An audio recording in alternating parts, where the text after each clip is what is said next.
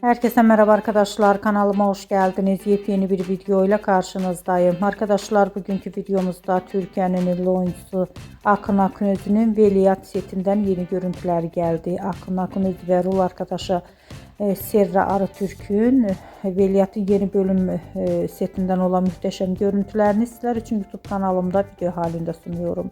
Umarım beğenirsiniz. Arkadaşlar, videomu beğendiyseniz kanalımı izlemeyi ve bildirim butonuna basmayı unutmayın. Şimdilik benden bu kadar olsun. Yeni videomuzda görüşmek üzere. Hoşça kalın.